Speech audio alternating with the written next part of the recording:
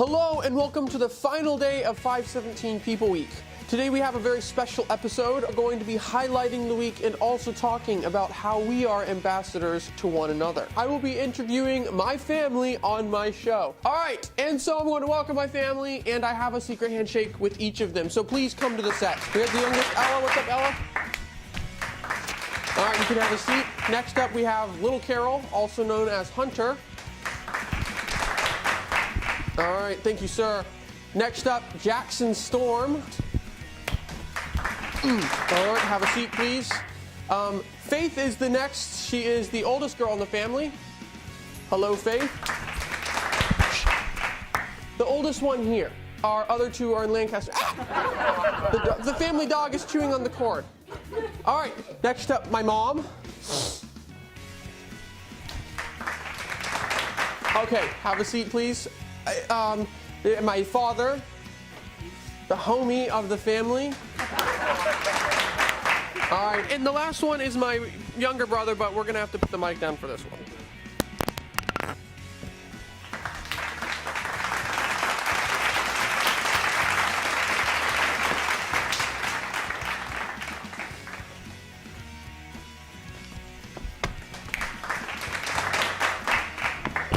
That's my family. All right, so we are now set and ready to go. We also have our mutt here. She was whining, so just ignore her. Like I said, this is 80% of my family. The other 20% our family. The other 20% is up north in PA working at Sight and Sound. But this is the group today that built the videos, and I thought it'd be really cool to just talk about the videos and also talk about how we're ambassadors to one another. Any thoughts? This bandit right here, who's in the film, the lightsaber scene. He spent 40 hours on the lightsaber scene, creating lightsabers. Yeah, a lot. So yeah. He was also the money guy.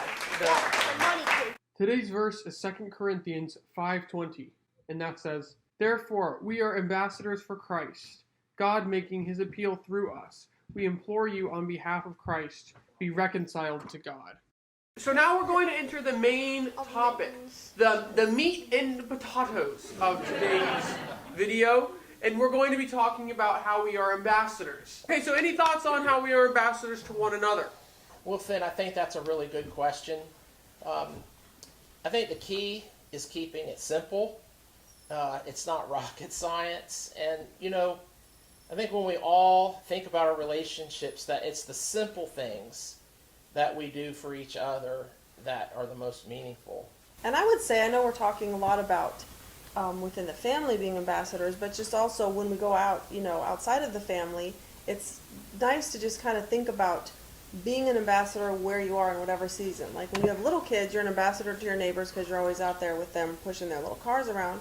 Then you get bigger kids who are going and working at Home Depot and different stores, and they have, their ambassadorship kind of stretches to their fellow employees, and so it changes, but you just kind of have to work with what you've got, what God's given you. Jared, let me ask you this question. What are ways that you think that we are ambassadors to others? Like practical examples and things we can do.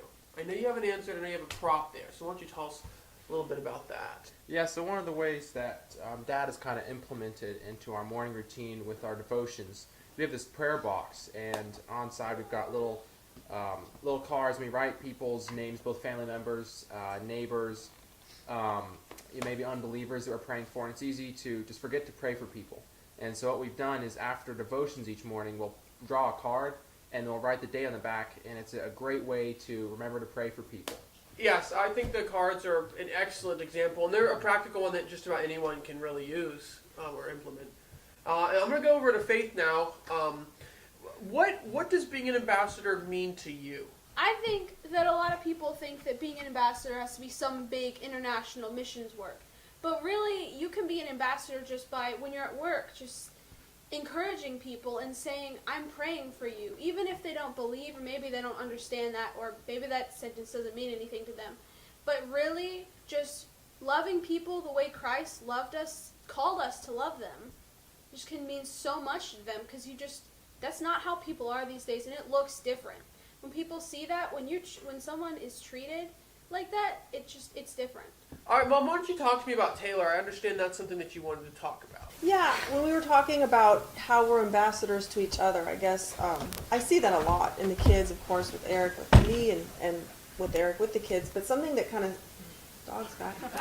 something that kind of stood out in my mind was Taylor, who's we've already mentioned in Pennsylvania, she just likes to write notes and leave things around for people, and that's kind of her way of encouraging. And I know there was a time recently when I was anxious about something, or I don't even remember what it was, but all of a sudden I noticed there were all these like verses that popped up over my desk and on my mirror and just different places, and it was her handwriting, of course. So that was her way of just encouraging me with the truth and, kind of giving me hope in a subtle little way, behind the scenes, which means a lot. Ellie, you're the youngest here, but still, what are ways that you are encouraged to love Jesus?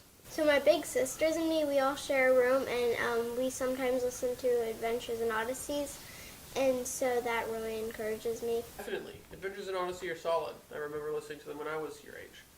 All right, Dad, let's go over to you. I know you have another anecdote. I started off saying that being an ambassador to each other is really simple. And in fact, as I'm sitting here thinking, it's like so many of these things are so simple that you'd listen to them and think, wow, that's not really that profound. But the reality is that, again, it's the simple things. And I'm just sitting here thinking of all the times either that Leslie has come to me when I've been discouraged.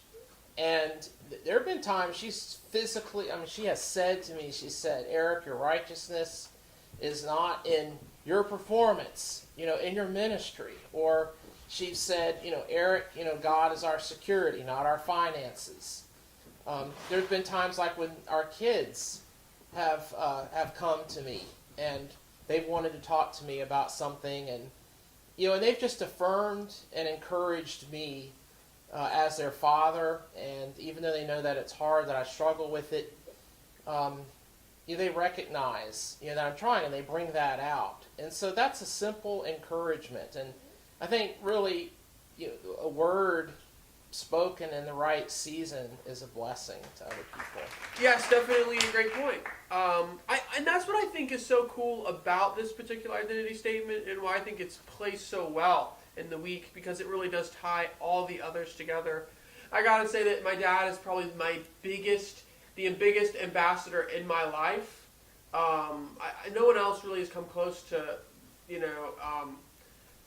leading like he has, and so I just had to throw that out there. It's pretty cool. So, thank you all for coming to the set today, and thank you all for watching. This is kind of sad. It's the final day, and the end of a great chapter for the ministry, but also the beginning of a new one. So, thank you all for watching, and we will see you all later. Let's all gather around and say goodbye to the camera on the same couch.